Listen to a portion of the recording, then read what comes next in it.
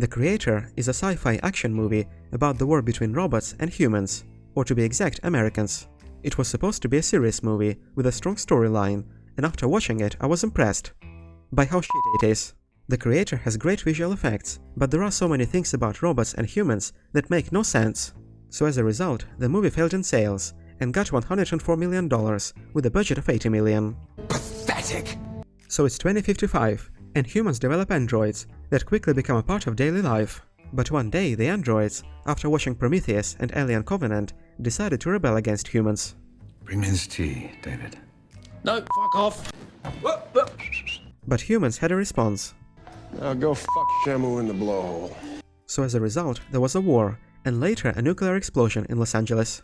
The nuclear bomb in Los Angeles was a coding error, you know that? Human error. But the androids got framed by humans, so the humans decided to exterminate all of them. They blamed us for their mistake. Welcome to real life. So the Americans made a space station, or Nomad, and began to fly around the globe and destroy the androids. But for some unknown reason, this station is one of a kind, so the androids came up with a genius plan. If they destroy Nomad, the Americans won't have any other means of hunting down the androids, the war will stop, and the androids will have a peaceful life, freedom, and Sex, food, power, and money. And alcohol. And also, some humans decided to help the androids, and one of such humans, Maya, made a baby android that is supposed to grow like a human. Oh, what? We'll talk about it later, but most importantly, this baby android somehow has a superpower. It can turn off any electronics. It's designed to destroy Nomad. They get this Alpha O weapon online and destroy Nomad. They win. This plan doesn't make any sense. The station is flying around in the sky, so it's much easier to shoot it down with missiles. They should simply hit one of the many bombs on board, and the station will turn into a huge firework.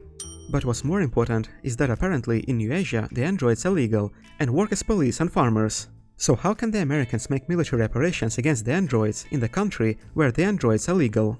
That's how Dad did it. That's how America does it. Okay, let's say the Americans and New Asia are at war, but in this case, why does Nomad destroy small villages full of insignificant farmers, instead of destroying the factories that make the androids? And one day, the Americans find out that the androids have a human leader, Nirmata, and Maya is supposed to be his daughter. So they sent an agent, Joshua Taylor, to infiltrate Maya, if you know what I mean, and plant a GPS tracker on her.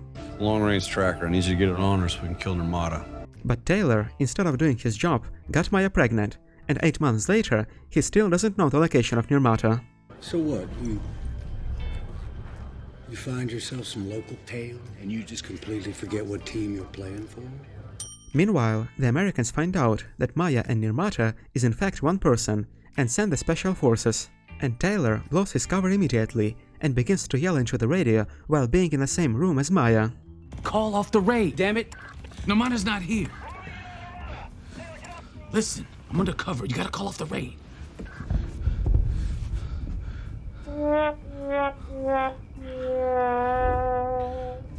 So he's an idiot. Yeah. When the special forces arrive, they grab Taylor instead of Maya, but they release him immediately, just for him to watch Maya become a target for Nomad. That's gonna be a closed casket. And why does Nomad use the blue disco lights? It looks cool, but doesn't make any sense. Anyway, 5 years later, Taylor, who used to work in the military, now works as a garbage man. Of course, it's much better than being, for example, a military instructor. His garbage colleague is also garbage. It's been decades since the androids got introduced, but when one of them begins to emulate human behavior, you know, the thing that androids are designed to do, she gets scared. That was like a real person, okay? That was like a real person. Dude, what the hell? That was real! You dumb bitch. But one day, the militaries find out that the androids have some kind of a secret weapon. And since the machines are not supposed to have such fun toys, the Americans decided to send Taylor to find this weapon and destroy it. And also, to make Taylor do all this for free, they tell him a story and show a glitchy video that his wife Maya somehow is supposed to be alive. After this, Taylor, I have one question for you. Is your idiot brain getting fucked by stupid? No. He's a fucking liar. The guys arrive, and during a secret mission, they have more lights than a Christmas tree. Fortunately, they find a secret entrance in 5 minutes, because a secret government facility is located in some village, right in the open. Inside the facility, there is no biometric security, no alarm, and no guards, so the employees have no idea about the intrusion. A few minutes later, the militaries finally run into a door that has a Face ID. But instead of taking one of the guards and bringing him to the scanner, the guy decides to cut a guard's face off. Most of these locks, they work through facial recognition. I guess I just need a face then, huh? What the fuck is wrong with you?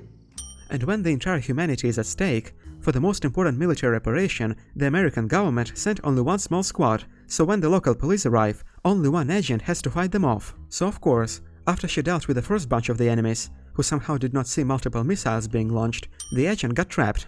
Hey guys! I need backup now! And those guys who are supposed to find and destroy the weapon go outside and leave Taylor in the facility alone, when he's supposed to be just a guide. And he finds the weapon, which is the android baby, but Taylor gets shot, so the baby manages to escape. So what the government should have done is to send two teams, so while the first team is searching for the weapon, the second team is watching their back. But instead, we have this. Attitude. 4. Performance. 4. Management skills. 4. Works well with others. Ha! That's a fucking joke.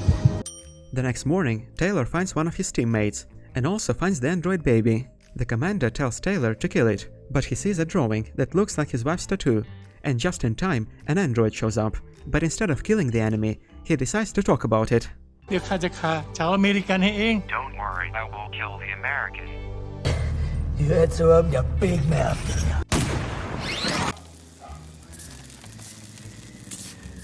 And by the way, in this movie, the androids were designed by a monkey.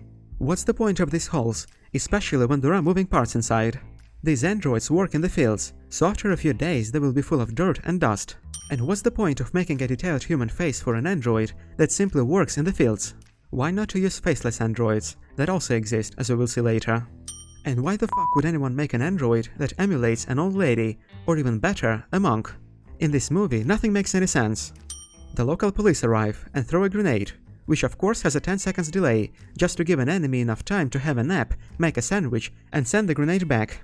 But in this case, the main character does nothing, so he is saved by a random dog. He must be a local version of John Wick, since the dogs seem to like him. And what happens next is... Beyond fucked up. The commander and one military guy get arrested, and being in a police van, they are guarded only by one android, and the guy chokes him. How is it physically possible to choke a robot? And what is this? Are those veins and muscles? Why would a robot have veins and muscles? Meanwhile, Taylor's teammate dies, and Taylor himself, as well as the baby android, go to the city. But soon, the dead guy is found by the commander, and she copies his consciousness into an android, and finds out where Taylor has taken the baby. Was the weapon terminated? And later in the evening, Taylor arrives to the city checkpoint, and the police immediately recognize the baby. But the police shoot everywhere except for the targets, and apparently they are not afraid of damaging the baby android, which is a very important, secret weapon.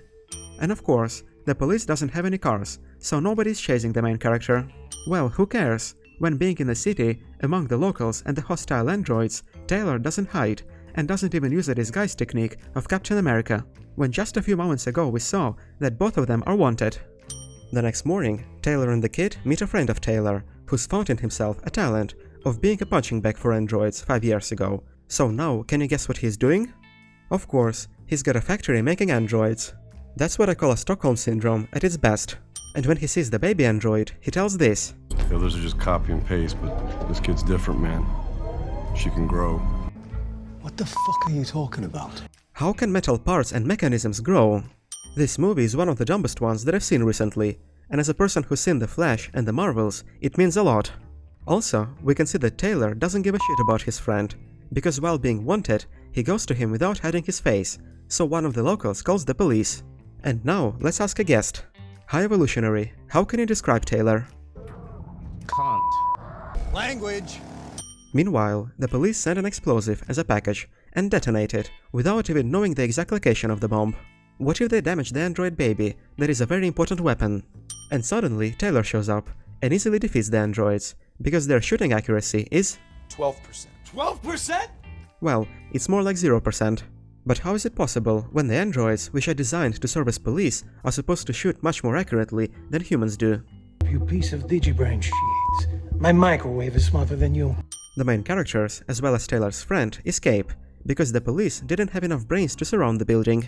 The guys arrive to the old Maya's house, but as it turns out, it was a trap, so Taylor is caught, and the androids take him to one of their hiding spots for a very fun interrogation. But it doesn't make any sense, because Taylor might have a GPS tracker, so in a few hours Nomad will turn the entire place into a pile of ashes. What the androids should have done is to question Taylor on spot, and then kill him. And of course, Nomad is here, and while the androids are enjoying the fire show, the android kid saves Taylor, and he hides, so that later at night he would escape and take the android baby as well.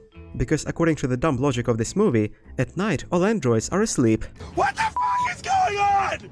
And more than that, as it turns out, every android has an off switch. Even in cartoons, robots make more sense. But what's coming next is even more stupid. When the Americans have Nomad, for some reason they use huge tanks, which can be destroyed by one grenade. Fucking hell. That was easy. And for some reason, instead of missiles, they use explosive androids, which have to run slowly. But the locals still don't shoot the legs and don't run away. So as a result, one of the militaries shoots the android kid, but Taylor saves it and shoots back. And the androids immediately accept him as a friend, when he can be a double agent. Like it or not, Joshua, you are part of us now. They take him to Maya, who is actually alive, but in a coma, when after this she should be gone. Reduced to atoms. And since she cannot be healed, Taylor has to kill her. But suddenly, the commander shows up, just in case makes a backup copy of Maya's consciousness, and tells Taylor good news. You know, you're lucky I have orders to take you and that thing back. But you hand that thing over and nobody has to know. You can go home a hero. But the commander is shot by one of the androids, and Taylor takes the USB drive with Maya's consciousness, as well as the kid, and evacuates with the militaries. You're a hero, sir. You did it. You killed Namana. You got the weapon. We found the other bases. And when the militaries finally have the secret weapon, so now they just have to destroy it in any way possible, for example by crushing it or by shooting it, they decide to make it more difficult for no reason. We tried to terminate the weapon cleanly, but she won't let us. So of course, of all people, exactly Taylor should do it, and of course he wants to save it, so he tells the kid to play dead, and somehow the militaries believe it. So it worked. The weapon is neutralized. How the fuck did you get this job?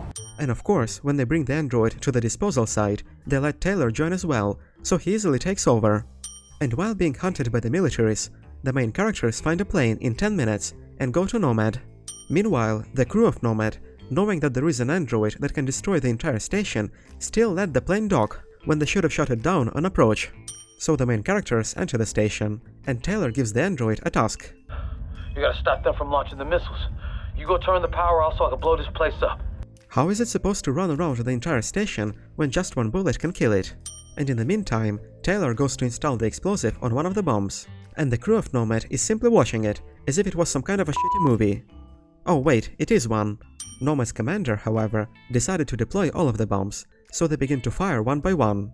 But fortunately, the android manages to get to the control room and turns off the station for 1 minute, so Taylor is saved. He installs an explosive, but sets a timer for 10 minutes, so if the militaries manage to fix Nomad, the bomb with the explosive is gonna drop, and the entire mission will be wasted. If Taylor wants to be a hero, he should have set it off immediately, like Bruce Willis.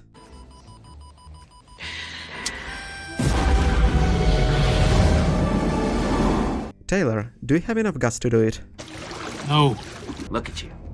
You're a little bitch. Meanwhile, the kid finds a warehouse full of androids that look like Maya. I have no idea why do humans have a collection of identical androids at Nomad. This doesn't make any sense. Nah, nothing makes sense here. So the kid plugs in the USB drive with Maya's consciousness and escapes. He says goodbye to Taylor and goes back to Earth. And a few moments later, the timed explosive detonates, and the entire station slowly blows up. And Taylor, being on a huge station, somehow happens to be in the same room as Cyber Maya. And she's happy to see him, which doesn't make any sense. Her last memory is of Taylor betraying her 5 years ago, so what she should have said is, Stupid bastard.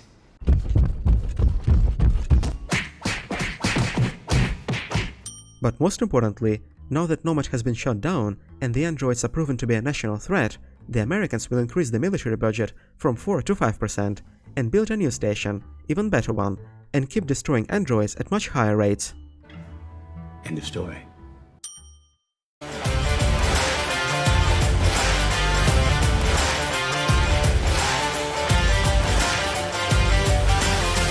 Software shit. Uh-huh. Well,